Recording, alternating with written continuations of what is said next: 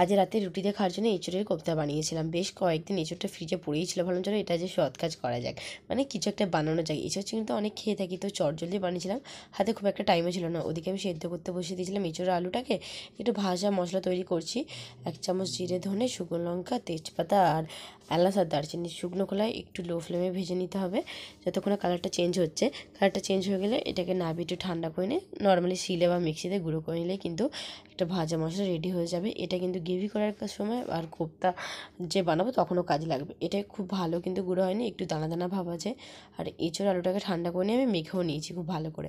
এবারে এর মধ্যে পরিমাণ মতন ওই ভেজে গুঁড়িয়ে রাখা মশলাটা দিলাম, চিনি দিলাম আর দিয়ে দিলাম স্বাদ অনুযায়ী নুন। আলুটা দিচ্ছি কিন্তু বাইন্ডিংয়ের জন্য, আর একটু আমি দিয়ে দিচ্ছি বেসন, নুনটা দিয়েছি পরে। এবারে খুব ভালো করে মেখে নিতে হবে। আর আমার পরে আরেকটু বেসন লেগেছিলো, মোটামুটি আমার ওই 3-4 চামচ মতন কিন্তু বেসন লেগেছিলো। আর 500 গ্রাম এঁচোড়ের জন্য একটা মিডিয়াম সাইজের আলু দিলেই হবে। এখানে 500 গ্রাম এঁচোড় ছিল, আর ওই 200 থেকে 250 গ্রাম মতন একটা আলু দিয়েছিলাম। ও সব ভালো করে সেদ্ধ করে নিয়েছিলাম। ভালো করে মাখা হওয়ার পরে একটু চেখে দেখবেন যে সব ঠিকঠাক আছে নাকি। মশলা লাগলে মশলা দেবেন, নুন চিনি সব এখনই কিন্তু একটু চেখে নেবেন, কারণ যেহেতু এটা কাঁচা না, এটা খেয়ে দেখাই যায়।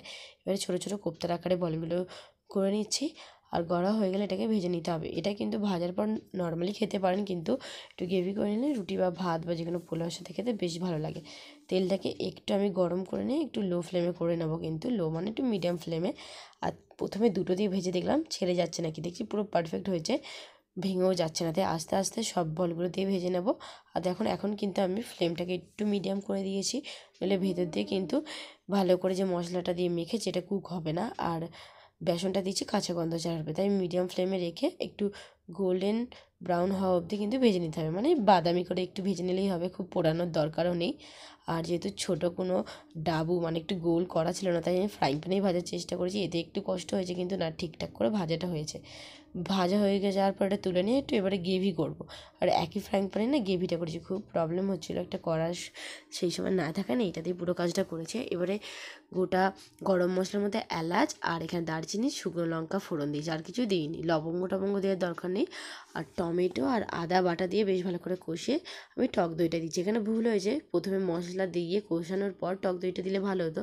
প্রথমে যেহেতু টক দইটা দিয়েছি আর ফ্লেমটা লো করা ছিল না, তাই একটু কেটে গেছে। তোমরা পারলে কিন্তু মশলা দেওয়ার পর টক দই দিও। মশলার মধ্যে জিরে ধনে গুঁড়ো 1/2 চামচ করে, লঙ্কা গুঁড়ো, হলুদ গুঁড়ো আর নুন আর চিনিটা না একসাথে দিয়ে দিয়েছিলাম, যাতে পরে কোনো ঝামেলা না হয়। চটজলদি বানানোর ক্ষেত্রে কিন্তু এটা মশলা আগে থেকে বানিয়ে নিতে পারেন।